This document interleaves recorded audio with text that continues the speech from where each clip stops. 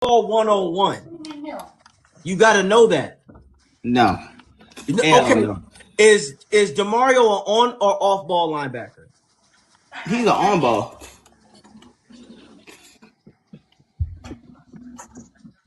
But anyways, no, Jay. What's an on ball linebacker? No. Listen. No, what's an on ball linebacker?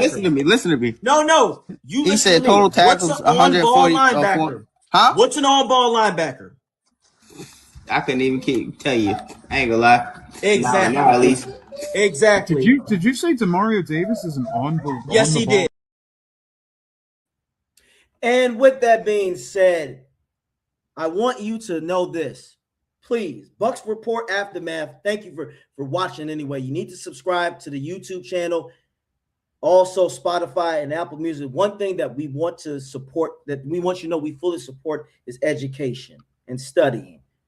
It's really good to know what you're talking about before you get on a major platform or just anywhere in general in life and say something, because you don't want to go out there looking foolish. Please reflect before you react. It's okay to not know the answers to everything. It's okay to admit, you know what? I might not know what I'm talking about. Let me get back to you on this. Or, you know what? I don't know completely. But one thing out there, and this is for the men specifically, please don't let your pride have you ending up looking foolish. Don't try to go at somebody. The trolling thing is soft. It's weak. It's punkish. It's childish. If you don't know something, or you just because you don't like something, and if you cannot explain it intellectually, don't talk. Because once you open your mouth, people are not going to know you're a fool until you open your mouth. And that's what happened in that situation. We got a lot of football to talk about. We're going to talk about the Super Bowl matchup, of course. But, of course, this is a Bucs channel, so we're going to get all of that out there first. But I just had to bring that to the attention because there's another situation we're going to talk about here. Because, again, just because the season is over don't mean we don't talk about the Bucs. But before we do that, let's bring up our defensive-minded championship-winning coach across the pond, our brother, our Bucs brother in arms, Coach Slick. Get on up to the front. There it is.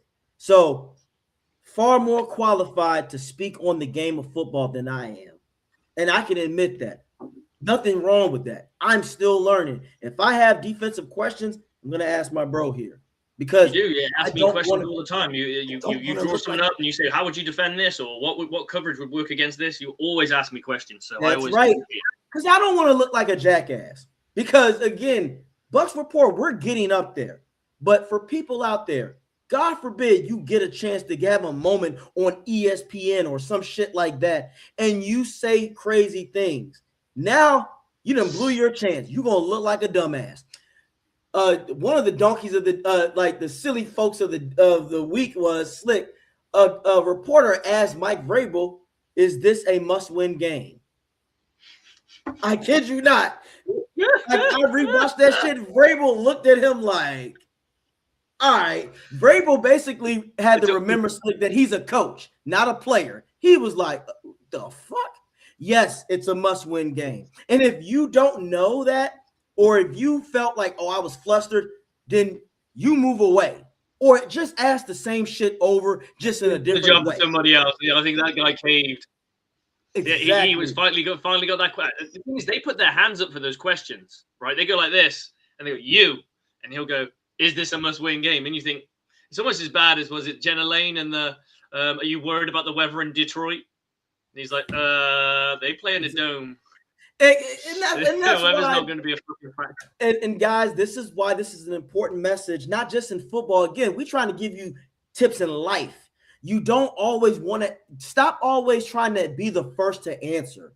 It's not about quantity, it's about quality. Take your time. Your one question could set in the chain of events to where people go, that was great, instead of just, I want to be first.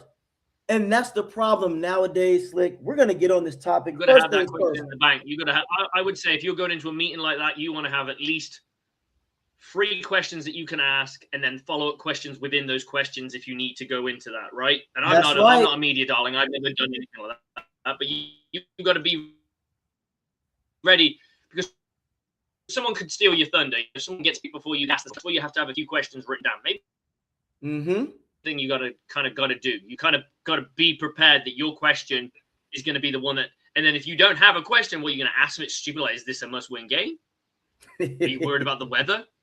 Those kinds of questions make you kind of look a bit stupid. They really do. Like, and there are a million. There's a million. You want to ask something interesting, but you don't want to ask the generic. Like, I want to ask something that the coach is like, "Ooh," either he wants to answer it because he's excited about the question, or he's kind of like, "Oh, this guy knows something that he shouldn't know, and I may have to. I've got to hold my card." You know, you're playing them, so to speak. So, yeah. I like those kind of questions. I want a question really fun that the viewers at home is going to go, "That's a really cool question. That's a really cool question." Lady. Thank you, like, Slick. And that's what the question I would ask. The question I would have asked, I believe it was already asked. He said on a podcast, I think it was Bussing with the Boys, that he would cut his dick off for a Super Bowl. Right. Yeah, he was like when he was with the Titans, and I believe they asked him. They thought a pair of scissors were good. Are you fucking ready, brother? That's the kind of thing, that kind of fun. That's where he's dropped a nugget, because he's quite a mouthy coach, right? In a good way. Like he's a real personality coach. So you kind of want to find something there that, you know, a little nugget that just makes him go like, he go, "Oh, you know your shit. You've done some research." Agreed.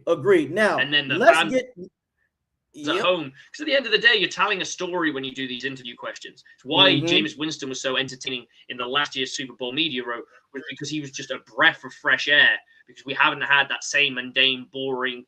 He was asking stupid questions, but they're stupid questions that were entertaining. Not, "Is this a must-win game?" Well, yeah, every game's must win. And once you hit the playoffs, they have to be must wins, because you're out. Exactly, bro. It's simple. It's not that fucking difficult, brother. Exactly, bro. And that's why we're getting ready. This is one of the topics of the day, guys. We talked about the Hall of Fame class. I want to give you an insight on certain things, because if you don't know, go to my TikTok, AJ_Turnup. I've been starting a lot of shit, but not in a bad way. All I had was an opinion. So if we're looking at this, ladies and gentlemen, all I said in this picture was, first things first, I said, shout out to the 2000 Hall of Fame 26 class. Everyone deserved it. Now, all I said was, Luke does deserve to be in the Hall of Fame. Shout out to the man. All I said was that if he does, that brother right there at the top left, Lavonte David, needs to be in there, either first ballot or second. No, he doesn't have to wait. Here is why, ladies and gentlemen. These are the numbers that Luke has overall. Solo, 690 tackles, 12.5 sacks, 7 forced fumbles, 8 forced fumble recoveries, 18 interceptions, 1 pick six. Lavonte David, solo, 117. I'm sorry. I apologize. 1,172, 42.5 sacks, 33 forced fumbles, 21 fumble recoveries, 14 interceptions, and 2 pick sixes. Also, the what if, Slick, people have been up my ass about the what ifs, because I bring up what ifs all the time, because football what ifs happen through the history of the NFL. What if, we used to ask, what can Saquon Barkley do if he goes to a better team? Answer, what can Tom Brady do if he goes to another team? Bam. Now, all I ask, what I don't like, Slick, is the hypocrisy or the contradicting of, well, if Luke Kuechly played more, he would have did X, Y, and Z. Wait a minute. Fuck that. He didn't. And look at the numbers, Slick. Look at these players.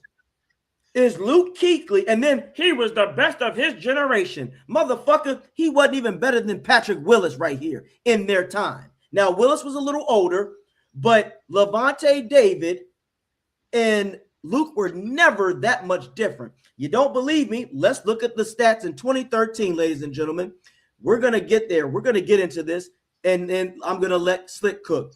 2013, Lavonte had 5 interceptions, 7 sacks, 107 solo tackles, 145 total. And then Luke Kuechly, 4 interceptions, 2 sacks, 93 solo tackles, 156 total. Now, let's go to 2000. Now, they both got all pros that year, Slick. Now, let's go to 2015. 2015, Lavonte had 147 total tackles, 103 solo, 3 sacks, 3 interceptions, 1 return for a touchdown, 10 pass defended, 2 forced fumbles. Didn't get an all-pro. Now let's go to Luke Kuechly. 118 combined tackles, 72 solo, 1 sack, 4 passes defended, 1 interception. He got all-pro, my brother. Now, aren't those stats very similar? So how does one Slick get in, but the other doesn't get an all-pro nod? Now, granted, we do remember in 2015, Slick, Luke Kuechly wasn't the biggest thing on that Panthers team. That was Cam Newton in them. That was Cam Newton. Yep. Who the fuck defensively, he was the guy, so to speak. Oh, yeah, Thomas Davis was there. They had Jared Allen there. They had a squad. Who did Lavonte David his first 5 years have compared to that team? I'll tell you another thing, Slick. In 2013, the Panthers went 12-4. Do I have to remind people what the Bucs went in 2013? Slick, cover your ears. Is it 2 wins? No, it's the next year. Sorry, 4 wins. The next year, but in 2013, the Bucs went 4-12. We were cheeks. It's hard to give somebody a nod when you're having losing season after losing season. Thank you. It's always like you. Right. Here's the thing. Let's say the Super Bowl plays today, right? Yes, sir. And let's say it's a low scoring. Let's say it's a low scoring affair. And they decide to give the MVP to the quarterback of the winning team. But the other quarterback completed more passes, had less interceptions, and scored more touchdowns. So we'll call it like a fucking 14-13 kind of game, right? The other guy just handed off the ball and they got it. They trucked up the middle, right? They won. They won the game. But they give it to the other guy. They give it to the other guy because he's on the winning fucking team, right? That's not the best player. That's not the MVP of the game. The MVP of the game might be on the losing team, right? That's it, and I know that you don't want to celebrate that. No one who's just lost a game wants fucking MVP, right? I get that. I totally get it. But to turn around and say that there are times where you've seen, unless a team got absolutely whooped, when it's a close game, there may be somebody who outplayed everyone, and they may have been on that losing team. You might have had a Lavonte David who made all these tackles, all these sacks, all these game-changing interceptions, a pick six or a fumble recovery for a touchdown. Big fucking game, but it wasn't enough in the end to win it. But you, pound for pound, probably the best player on the field. You won't get the award. They'll give it to somebody else on the other team. So when you look at these things, it's the same as that. Like, it's hard to award guys on losing teams, all pros and all those kinds of things. They just don't like doing it. You can see that they're like, oh, it's almost like they feel dirty doing it. But it's a team sport, so it's not like it's Lavonte David sucked. It was the fact that the Bucs sucked. You can't have what's 11 on 11. If you've got a few weak links, you're going to lose some games. You know, we found that. I mean, to talk to your point, the only player that really was worth of note was probably Gerald McCoy. But free techs on their own, and he was a good free tech. I wouldn't say he was a great free tech. He was a very, very good. I'd say he'd be in the Hall of Very Good. He's a very, very good player. That's all I'm saying. Again, and you said this, Slick. Also, I just want to get this out. Does the media have a big impact on players getting recognition? Yes or no, Slick? Say that again. Sorry. When it comes to the media, do they or do they not have a major impact on players getting the recognition? Sure, you got the ABL Pro, right? That's voted for by the Associated Press. Yes. So, Mr. Individual that I was just talking to on TikTok, how do you feel about that? Well, no, the media doesn't do that. Yes, the fuck they do. Oh yeah, and also I did my sorry to cut you off. College, you have the rankings, right? Right. You have the college rankings, right? Then you have the Associated Press one. You have the college coaches poll, and then you have, I think there's the nationals, right? And they're all determined in kind of different ways. But there's differences. If you ever look at them, the top 10 isn't always exactly the same. There'll be a team here and a team there that have moved up and down the spots based on what coaches think and what the press thinks. And the press don't really know football, right? They ain't sat and watched every single Levante David game that season. They haven't sat and watched every, you know what I mean? They don't have enough time in the Associated Press does not have enough time in the fucking day to sit down and watch every single fucking player's game and go, these are the best linebackers. They go by stats and wins and big game moments, so to speak, right? So Luke Kuechly might have made a touchdown saving tackle that won them the game. Okay, we're going to make him the dude that week. But he may have only had 4 tackles less than Levante David. He may have had no sacks that game. Levante David had 2. He never had a forced fumble. He just made a game-changing play in the game that essentially won them the game, so to speak. You know, got them down on 4th down. Bravo, bro. Bravo. And people forget Luke Kuechly and Levante came out both in 2012. Now, I did a statistics. Did you know, Slick, guess how many primetime games the Carolina Panthers had from 2011 to 2016? What would you think, in your opinion? Primetime games. How many years is that? It's 5 years, 2011, 2012, 2013, 14, 15, 16, 6 seasons. 6 seasons. I'm gonna go 30. They had 15. How many you think the Bucs had from 2011 to 2016? 5. Yep, on the money. 5. And most of those would be Thursday night football.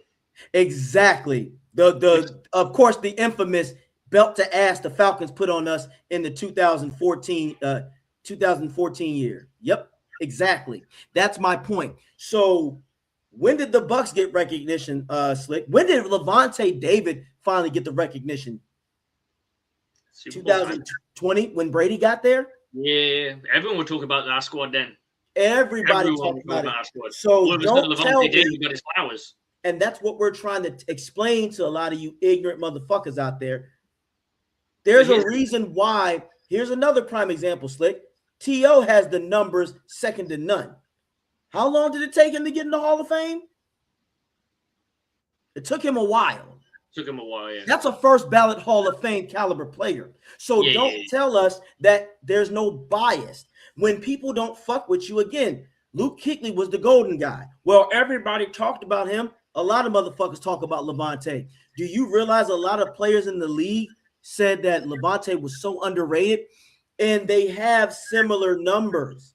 So how is it in 2015 Levante doesn't have an all-pro, but Kuechly does? Oh, well, you know, Slick, you just said it eloquently. The Panthers got to a Super Bowl. The Bucs were shit. So, like you said, the media doesn't watch the games like we do. And matter of fact, Slick, like that bozo that I had in the video, they don't even probably know the scheme and how they work.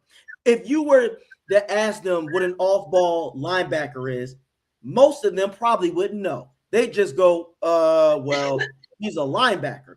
Okay, what type of linebacker? Von Miller's technically a linebacker, but they don't play the same. This is why it's important to know the game, and that's why I brung up this picture again. Let's be real, Slick. If he didn't have the sympathy, is Luke Kuechly better than any of these linebackers that's on this list? Oh man, that's genuinely a tough question. I think the biggest slate against Luke Kuechly is he couldn't finish a decade. Like that's his biggest slate. Like we'll never know. You know, we'll never know. So that's why the what I think ifs. he had a great run. Like the 8 years that he did Mhm. play, he was definitely in the argument of being one of the best linebackers in football for sure. He was. So I do think that kind of tends to help him. He was that good. But you also got to remember, people are going to remember this. That draft class also had another great linebacker that's still in the league that is also in the NFC. So when they do these all pros and pros, you're competing with some dogs out there. So someone's always going to get left out in the rain. And unfortunately, it's always been Levante David. I think if you put Levante David on a New York Giants team or a Philadelphia team where there's a bit more of a media presence, I think you would see him probably climb the echelon a little bit more.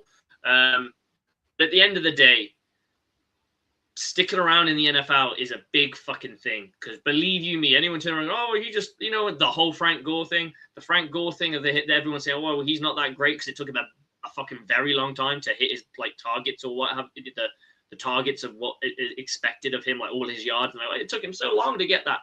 It doesn't fucking matter. Joe White doesn't fucking matter. Because in the NFL, if you're shit, you're gone. There's no one's keeping people around for a fucking keepsake and put them in their back pocket for years and years and years and years. You play if you're good enough to fucking play. And if you're not good enough to play, you get put out to pasture. It is that simple. And there's a reason Bobby Wagner's still playing. There's a reason. The exception to that, I'll say Slick is Cam Jordan. He's robbing people. I'm going to say Cam Jordan the exception. He's shit. Cam Jordan's skill set allows him, in my opinion, he still should have a job in the NFL, but a much less paid one. Now, last year he had a very good season. He got 10 sacks. But the funny thing about Cam Jordan was he's talking all that smack about offensive linemen. He hasn't had a sack against the Tampa Bay Buccaneers since 2022. So those fat boys he's talking about have absolutely robbed him of his fucking money.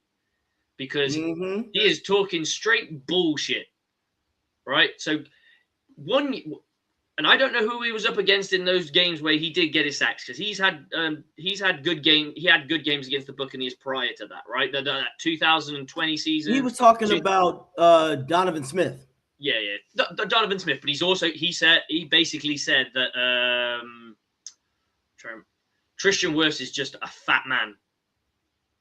And that's it. There's nothing athletic about him. That's what he said. He is just a fat, big human being. And O-linemen are just fat people. I was like, okay, well, then why aren't you using your speed to get past them? If they're so big and fat and unathletic, how the fuck are you struggling to get past a guy? Like, seriously, you could burn him every day of the week and put the brakes on and fucking flip around. Exactly. And that's why bullshit. But that's why, again, though, if you look at that list, though, Slick, these guys, they had longevity, but at the same time, they were also beasts. They were great as well. Like Ray and Derek, as we already know, redefined the linebacking position. Urlacher, for his case, was a specimen of his own. That's what I'm saying. They played at a higher level. I think Luke Kuechly, was he one of the best? Yes. Luke Kuechly was never under top 5 linebacker when he played, which is fucking impressive. I've always said Luke Kuechly was always he was never under top 5. Like you said, the NFC back then had dogs at linebackers, but the biggest knock on him, Slick, that I tried to explain to people, do you realize, Slick, all those linebackers that I got on this list right here, you know what they have in common? They all have more sacks than he do. So what does that show you? They were more well-rounded. If there was a game, Slick, if you swap Luke, put him on the Bucs roster, and you give Levante David, hey, is it a coincidence, Slick, that when Levante had a competent linebacker in Devin White with the pass rush, he was able to show his skills? Oh, yeah, and on the biggest stage, Slick, who did Levante David shut down that he even said, he got me? I'll let you answer that, Slick. Tay-Tay's fiance, Travis, slot wide receiver, Kelsey. because I'm not Now- going to call him a tight end. I will Now, refuse Slick, to. wasn't Kelsey the best, considered the best at his position? Wasn't he in his prime years? Yep. Oh yeah, he was up there, man. They tried to get him the ball, and he fouled Levante. This is the thing. Levante David didn't always cover him particularly well, but he always fouled Levante because that's why he was dropping balls. You drop balls when you know someone's going to fucking eat you, right? Because you can feel them. You know they coming. Boy was coming, so he was thinking and he was making business decisions. That's why balls went in and out the hands. Enough said, Slick, and a lot of people want to go, well, no, AJ, Devin was the loud splash play, but It's been said 1,000 times during our Super Bowl that the goal was, Levante David, you lock up him. That's it. That's it. That's all. And they played cover 2 Tampa, which I believe with a wrinkle, and that wrinkle was you go wherever Kelsey goes. So they played man on one guy, and he shut it down, and he shut him down. That's what I'm trying to explain to people. Now, when we go to Luke Kuechly's Super Bowl, he did good, but Slick, he wasn't. Remember, first of all, they got overshadowed. But let's keep it in football terms. He played a pedestrian Peyton Manning, not the Peyton Manning that threw for 50 touchdowns. This was a Peyton Manning, Slick, that we've always said the no-fly zone carried him there, and they said, hey, we're going to win this for you. But Luke, again, Slick, if you put Levante and Luke Kuechly on an evenly matched defensive team, the drop back would be is that what if the front four isn't getting there? Because mind you, Slick, we've seen this with Levante. What happens if that front four can't get there and we need a linebacker to do that blitz? Levante can do that. Yep. Luke Kuechly can't, because let's face it, Slick, you can only pass coverage for only so long anyway. Yeah. I think a lot of people don't understand that. They act like Luke Kuechly was this guy who was just sticking to people side to side. Luke Kuechly more than likely would not have been able to cover the likes of a Kelsey, in my opinion. Was he good at coveraging? Absolutely. But Slick, I've asked people, give me a time that Luke Kuechly shut down a tight end caliber of a Kelsey. And they can't. They can't, my man. So that's why I'm saying that. And I think my fellow person is in here. Hold on. Let's get him. My whole point on TikTok was to claim his supporters over and over and that we shouldn't listen to the media about football, but use the media in all his points. Well, I never used the media in all my points. I gave you the numbers. You just didn't like it. You didn't like that. Now, Slick, he tried to talk about the first 8 seasons. You want to know something, Slick? You want to know Levante's first 8 stats, his first season? Now, I told you, Luke had 690. In total tackles, Slick, Levante had 742. Levante had 21 and a half sacks. Levante had his numbers still clear him. So even if you put them in the years that they played. Yes. So about the first 8 years, right? Exactly. Slick. Even if they both retired the same year, the difference is all pros. Now, didn't we just say, Slick, that all pros don't always tell the truth?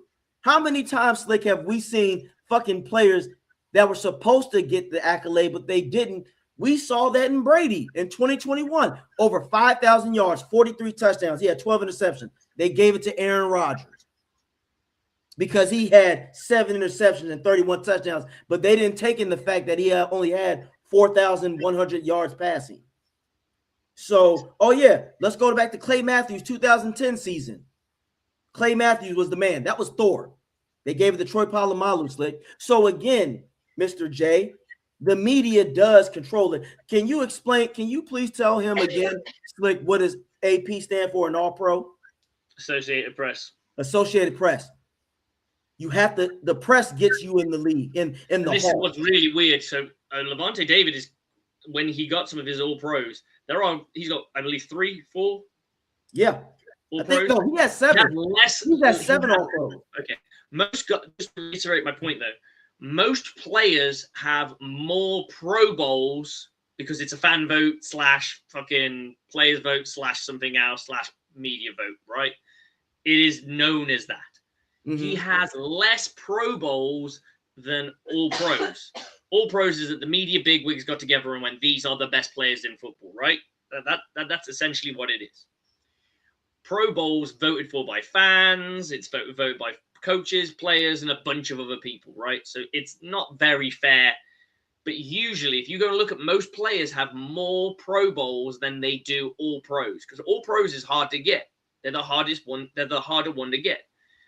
If you look at Peyton Manning, he'll probably have something like 18 Pro Bowls, but he'll only have like 7 All Pros.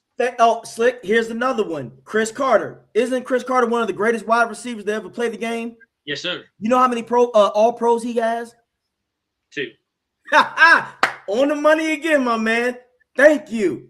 But does that take away from him? He's in the Hall of Fame. This is why, Mr. Williams, that All-Pro shit is cool, but that ain't the end-all to be-all.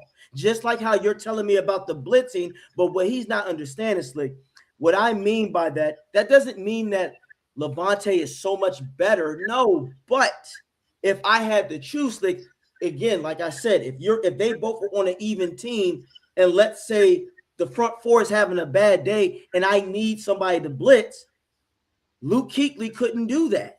That wasn't his game. No, and the caveat to that would be that if you need someone to be that extra guy in coverage, especially in a zone-based scheme, someone like Luke Kuechly is going to thrive there too. But I felt Levante David was pretty even all around his skill set. Let's not forget that Levante David is one of the highest rated players at the tackle for a loss position. This is a guy who lines up 9 times out of 10, 5 yards off the line of scrimmage. And he has more tackles in a loss than someone like Cam Jordan. More tackles for a loss than I think J.J. Watt is the only one in the current era who has more than him. These are guys who play on the fucking line. You're not supposed to get. That's a sexy number. And his forced fumbles are insane figures. I think he's one of the highest, like top 3 all time with forced fumbles. So you kind of got to give it to him in his own due. I think you got 2 guys who have a similar skill set, played a similar position, both got it done in kind of different ways in the end. And I think really it comes down to who you prefer. Like neither's a wrong answer, but neither's the right answer. Like one's more universal, I guess, because he played on a bigger team. His skin pigment probably helps. Now, I didn't even bring it to that, Vince, because I was trying not to. But now that you're there, that does play a little role. Again, why couldn't he finish his career, Slick? He got injured. He got injured because he had concussion issues. Now, that's actually tragic. Now, that's actually not a good thing. But, again, Slick, this is football. This is a business. If we're going to feel sorry for him, then you got to feel sorry for a bunch of players out there, Slick, that would have been special if it wasn't for injuries. But again, it's that if factor. The numbers that he has, Slick, they're less than what these guys have. They're less than what these legends have. And again, I had to say that, Slick, because I got pissed because he tried to disrespect Derrick Brooks. Now, I'm glad Julie – yes. Oh, yeah, side note, the reason why it's not about having cosigns, I'm letting the world know how you are. I don't give a shit who it is. Slick, again, we got to get – especially in the United States, we got to get back to the days where shaming is beautiful because you're not going to say silly shit. That's the problem, Slick. Too many people say silly shit and they don't get checked for it. He was trying to say Luke Kuechly can cover like Derrick Brooks. That is, I almost had a brain aneurysm because of that shit.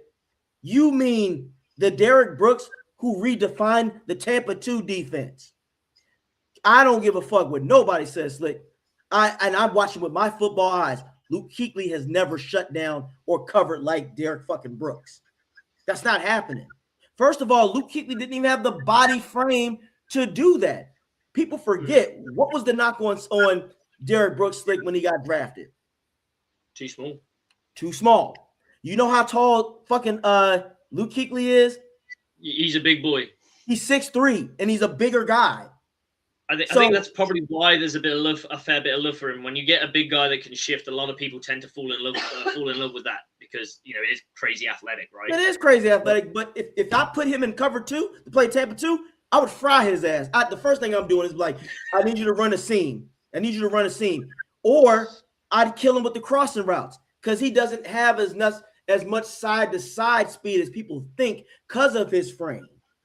That's what all I'm trying to say. Slick, again, I'm doing situational football. And Slick, when you have a front four that can establish pressure, doesn't that make your coverage skills much easier if you're Luke Kuechly? If you got a front four. Yeah, I mean, if a team's got less time to throw and you can bait them into picks, it does. I'm not saying he's a product of that, but there's definitely an argument for it. And I've always said that your run fits and your coverage and your pressure should all kind of be married together because they all kind of work hand in hand. If you've got a guy who can lock someone in coverage, that quarterback's going to take that a little bit longer to hold onto the ball, which generates time for the pass rush. And if the pass rush is getting to him, so the pressure's putting on, all guys in coverage don't have to hold on for long because they don't have the time. They just have to cover for a shorter period of time. So instead of covering for a full 5 seconds or 4 seconds, they're covering for 3.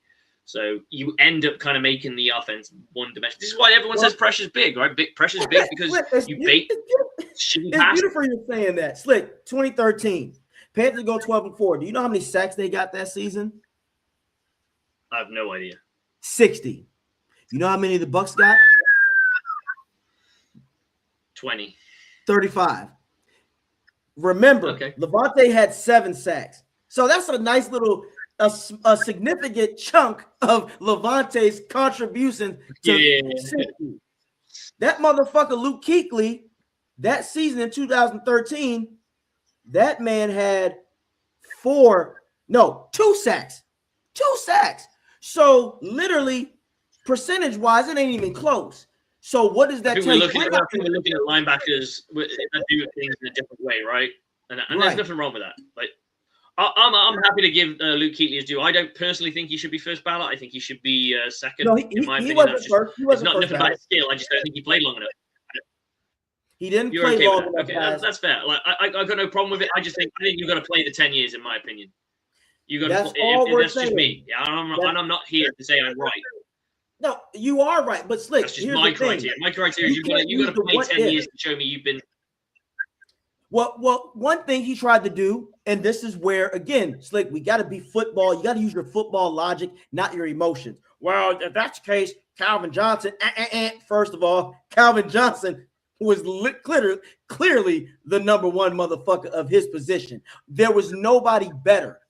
Luke Kuechly, we could never say that because, one, you had Levante. Then you had Patrick Willis. You had too many other linebackers of that era, Slick, that we know that weren't playing at that level. So again, that's a bad comparison. This is why you got to know how football works. You just hit the nail on the head. You've got few guys that play in elite level. Now you're getting to a point where you're splitting hairs between them. So you've got, like, say, Levante David, Luke Kuechly, and, say, Bobby Wagner in the same conversation. You are literally splitting hairs. And it depends on what you want out of your linebacker. If you want good coverage, then maybe he's the way to go. If you want a good, really all-rounder, I'd say Bobby Wagner's the ultimate all-rounder out of the 3. If you want someone who's sideline flash, you're going to go with Levante David. So I think it always comes down to when these people are voting for these things is what do they like? What shows up more? Interceptions always show up more on film because it's a big play moment. Mm-hmm. Five tackles for a loss means fuck all to them. It means nothing. And that's why, but I'm glad you said that, Slick, because interceptions don't always tell the story. Because like you said, what if he only got that interception? What if 2 of his 5 interceptions, like you said, Slick, was because of a tip pass from the defensive lineman? That's good situation, but it's not like he just jumped the route. I'm glad we're going to I'm glad that we're going to that because, again, Slick, we love football. It's so many variables that you have to put in there. And that's what makes Hall of Fame special. Guys like Ray Lewis, Junior Seau, Derek Brooks, Brian Urlacher, they were beyond what the scheme was. They were the scheme. They made the plays happen. Same as Luke Kuechly did too, so did Levante. So at the end of the day, y'all, Luke deserves to be in the Hall of Fame. That's cool, but so does Levante. So that's all You're we're just saying. saying you expect to see Levante David there too. I want the same energy. Now, speaking of that, we're going to shift because, again, I told you we talk about Bucs football. We'll get into the Super Bowl, and I'm going to try to be as non-biased as I can, and I'll break it down. Now, when it comes to this, in my opinion, in a nutshell, Slick, the Patriots are going to have to grind them out. If they don't grind the Seahawks out, and they have to keep them under 21 points, they have to Drake May and the offense have to play damn near perfect football. That's how they'll win. The Seahawks, if they get a big lead early, they're going to win. And if their run game, and if Sam Darnold has no interception, I think it's going to be complete belt to ass. But if Walker runs very well, because they do a lot of outside zone run, I don't see the Patriots having enough to stop them. But again, if the Seahawks get up super early, it's curtains because the Patriots are not built to be a shootout team. They're a methodical, quick out kind of guy. They use their tight end, Henry. So that's why. That's going to be the keys on both sides. What do you say?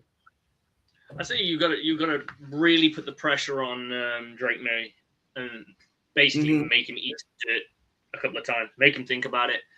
I'd say doubling their best wide receiver is probably Hunter Henry is that kind of go-to guy that you want to feed to just try and matriculate the ball a bit downfield. And I think if you can shut him down, you're going to force them to make more explosive plays. They'll have to try and take those plays. They can't matriculate the ball, so which means they're taking more riskier throws, which you may come down with a couple. Especially if you play well. I wouldn't say double cover him, but maybe give him a bump off the line.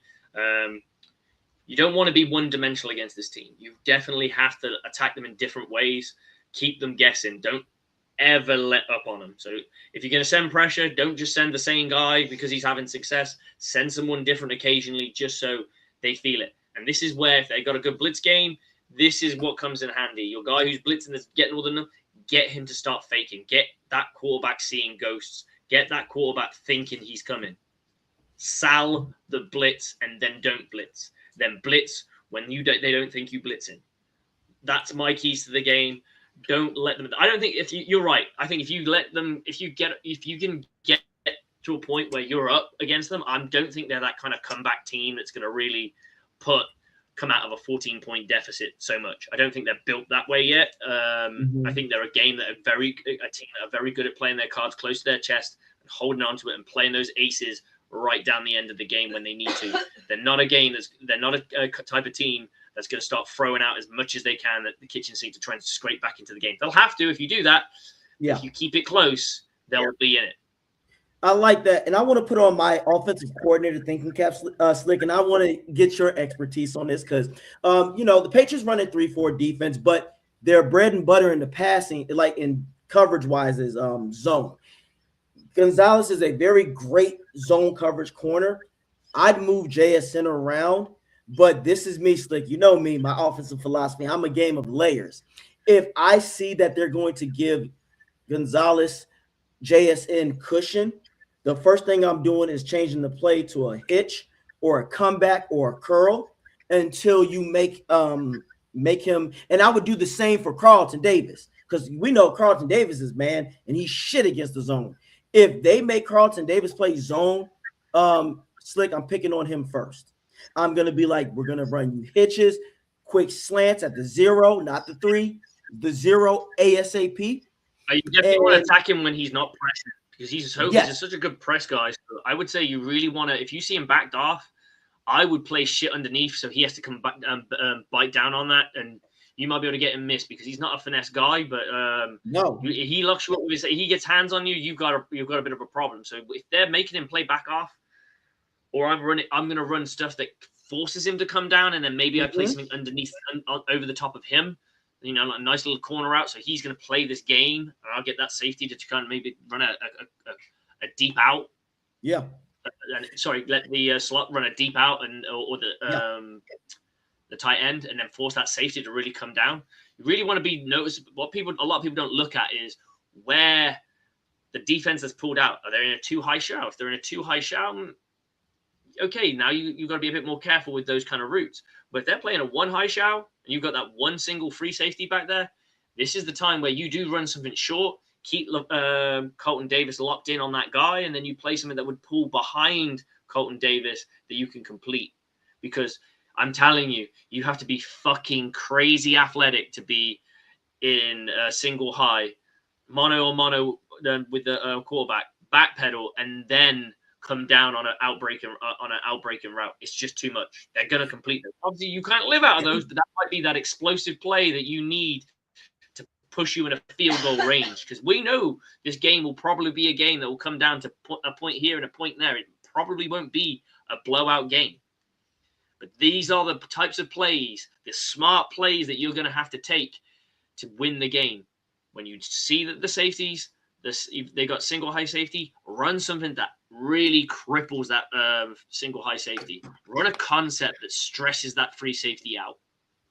I like your style. I like your thinking. And that's what I would say personally. If I'm the Seahawks, get a spread going first. If they're going to play a certain type of zone coverage, take advantage of that, because Walker is a good outside guy. Because, like, again, if they can't load the box now, if I get into a certain trips or a bunch, Walker, now we can give you the ball. We can run to the outside. We can toss it to you. We can do a lot of things. But the reason why I think Slick, they cannot allow them to grind it out, because Josh McDaniels on the other side, he will have at least 3 to 4 plays that the Seahawks have not seen. And, and Drake May is going to be an improviser. If you look at it, Drake May throughout the playoff season, through his postseason, Slick, has not been that good. 533 yards, 4 touchdowns, 2 interceptions, and 2 of his touchdowns he ran. This is the thing. This is why I think the Seahawks will win, because the Patriots, throughout their postseason, Slick, they've not played a well-rounded team. Texans, great defense, ass offense. Chargers, a very good defense, ass offense. Broncos, elite defense, offense, pedestrian. You're talking about, and if they're going to move around JSN, here's the real question, Slick, is Gonzalez going to stay with him? If he goes in the slot, what's going to happen there? Also, the secret assassin, Slick, is going to be Cooper Kupp. You use Cooper Kupp in the dig routes, and you use him in out routes or corner post. That's something that I think that they don't have enough of. That's just me. Like, so if you had to say, because we'll wrap this up, give me your score prediction. I'm going to go 27-21. Okay. Oh, sorry, 27-20. And I think it will go to Seahawks. Okay. I got 31-20. I got 31-20, and I think that the Seahawks are going to have a decent lead, but the Patriots will come back in garbage time. So that's just me. But all right, I'm going to take that off. The ass, and they're going to make it look respectful. Yes, and I'm going to take my cap off for this. Like, no, I'm going to put I gave y'all football logic, so y'all can't say shit. But fuck the Patriots. Y'all don't deserve shit. I just don't want to. I can't pull for another dynasty. I can't pull for them, because now it's, Drake May might be the next Brady. Get the fuck out of here. Stop it. You had an easy ass schedule. Literally, they said, Slick, they had the easiest schedule in 15 years. It's a long ass time. So basically, the best teams you beat was the Bucs and the Bills. And we already know you beat the Bucs because we have Mr. Sorry ass. I don't know how to be aggressive. I'm going to put Anthony Nelson on fucking James Cook in a wheel route. Yeah, let's do that, coach. But anyway, I appreciate everybody being here. We got a new subscriber, Jay Williams. He's a Panthers fan, but thank you for at least paying attention. Now, I appreciate the subscribe, man. That's cool. Olsen, always We can good always have him talking on to you. during Panthers week. Exactly. We Holy will. shit, I love it. Olsen, I'm gonna leave you alone on this. You're trying me. You're trying me. You trolling on this point. You know damn well. We look. One of these days, we're all gonna get around and we're gonna dissect the game as it's supposed to be. But as always, I need y'all to subscribe to Bucs Report the Aftermath on YouTube. You check out my video on It's About Buck and Time. It's called Give Coach Slick an Opportunity, and the time is now. It's off season. Please go watch that video because, again, this is a championship defensive-minded coach. He's a even-tempered guy. He's passionate, but he knows the game. Let's get him to the States so he can – I don't care if it's not to Tampa. We just want to get him over here to have his ideas. So it's called Go Give Coach Slick an Opportunity. The accolades speak for itself. So, and then I need y'all to subscribe to Spotify and iHeartRadio. Slick, I'm about to get myself together. I got my whiskey here, so I'm good to go now. There's rye. I got some rye waiting, and I ain't gonna lie. If the Seahawks put belt to ass to the Patriots, I'm gonna have a cigar. Are you a betting man? Oh no, fuck that. Can't do that. I refuse to put my money on this because after what I saw, what happened to the Bills, that shit was sketchy. I ain't losing money because the NFL want to have a fucking storyboard and script. Can't do it. Can't do it. So with that being said, y'all take care of yourselves, but go Bucs and go football. Take care of yourself, bro. Take care of yourself, brother. I'll catch you soon. Okay, guys, that is the end of the show. My football has just started. I'm in week 4 of my preseason, so that things will start to ramp up quite quickly. We're getting the new guys acclimatized to tackling and getting ready for another football season for us. We got a lot of traveling to do this year. Camp's coming up in about a few weeks. And yeah, super excited about it. Of course, we got the Super Bowl today. I've got myself some boneless chicken wings. Got those marinating right now, and they'll be ready to go in the air fryer, or what I don't know what they call an air fryer over in the States. Air fryer. An air fryer. As told to me by my wife, I got my beers. My wife's got her Coronas. Got some whiskey. Got some rum. We're gonna have a bit of a party. But on that note, guys, thank you for tuning in. I appreciate you. Anyone, please subscribe. You can check us out on iHeartRadio, Apple Music, or wherever you get your podcast. On that note, I'm out. I'll see you all soon. We may even do a aftermath of the Super Bowl. I will be betting, and I will be betting for the Seahawks to win. I'll only put a tenner in. For those of you guys, it's probably about $13. But as always, this is a Bucs channel, so Bucs on me, Bucs on free. 1, 2, 3, go Bucs!